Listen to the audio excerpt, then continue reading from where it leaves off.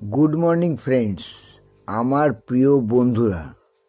তোমরা অনেক ছোটবেলা থেকেই শুনে আসছো খ্যাপা খুঁজে ফেরে পরশ পাথর। অর্থাৎ আমরা অনেকেই মনে করি খ্যাপা মানে পাগল মনে করি। পাগল কত কিছুই না খুঁজে বেড়ায়, নোংরা জিনিসপত্র, ইট পাটকেল পাথর খুঁজে ছোঁড়ে এদিক ওদিক ফেলে এবং ওর ওপর শুয়েও থাকে, আবার নিয়ে খেলা করে, হাসে কাঁদে, কত কি করে। কিন্তু এই কথাটার মানে কি তোমরা জানো? খ্যাপা খুঁজে ফেরে পরশ পাথর, তার প্রকৃত মানেটা কি জানো?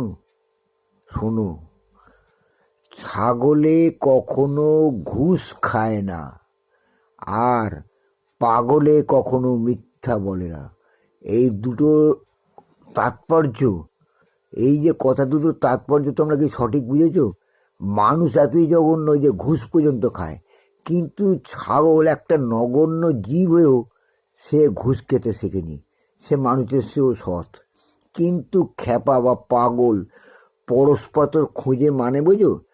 অর্থাৎ সে পাগল হলেও সে এমন পাথর খোঁজে, সে শুনেছে পরশ পাথরের ছোঁয়ায় সমস্ত মানুষ, সমাজ, দেশ, মহাদেশ এবং সারা পৃথিবীটাকে সোনার মতো সুন্দর করে দেওয়া যায়। যে মানুষের মধ্যে কোনো খাত থাকবে না, নিখাত সঠিক সোনা তৈরি হবে। অর্থাৎ প্রত্যেকটা মানুষ সৎ চরিত্র, সৎ স্বভাবের এবং সৎ মনোভাবাপন্ন মানুষ তৈরি হয়ে যাবে ওই পরশ পাথরের ছোঁয়ায়।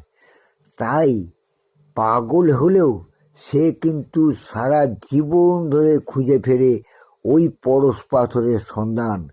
যদি সে পায়, তার উদ্দেশ্য একটাই, যে সেই পরশ পাথরের ছোঁয়ায় সে নিজেকে তো বটেই এবং সমস্ত মানবকুলকে সোনার মতো নিখুঁত, নিখাত চরিত্রের সৎ মনোভাবাপন্ন করে তৈরি করবে, যাতে প্রত্যেকটা মানুষ মাথা উঁচু করে সমাজে বাঁচতে পারে এবং প্রত্যেকের উপকারে নিজের জীবনটাকে ব্রতী করে।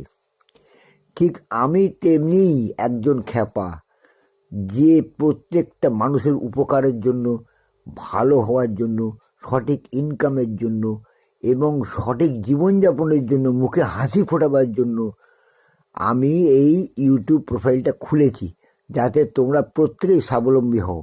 তাই বলছি কি, আমার ইউটিউব প্রোফাইলটাকে একটু সাবস্ক্রাইব করো।